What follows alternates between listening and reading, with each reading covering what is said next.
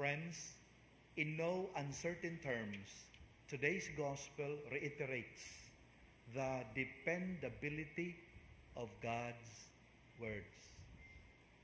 God's words will never disappoint. God's words will never fail.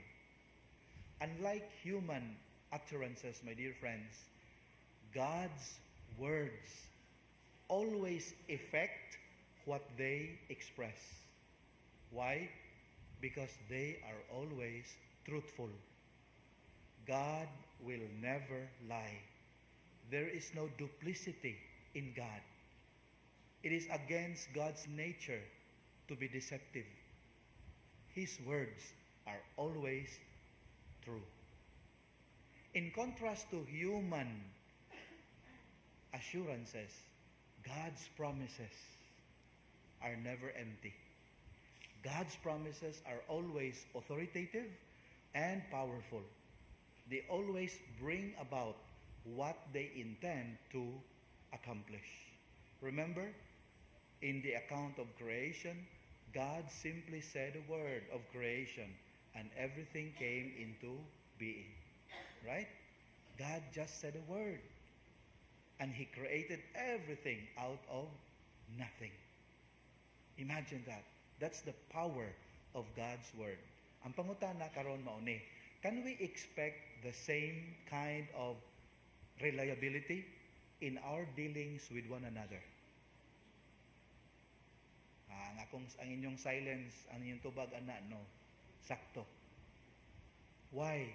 Many times human words, human statements, human pronouncements are devoid of meaning and substance. Sometimes many of our words are said gratuitously without any significance at all. Mabitaw nga basahan ninyo Matthew, I'll just make sure nga sakto ni nga verse ako ang gipangandaman. Yes, that's it.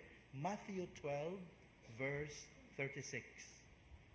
Matthew 12:36.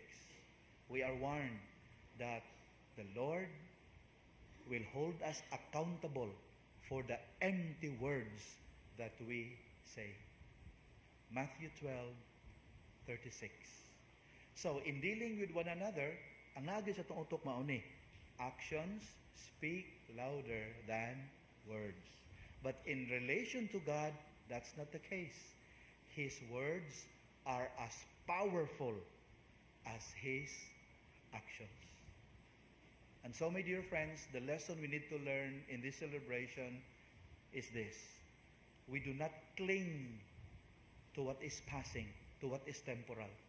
We pin our hopes on the eternal Word of God.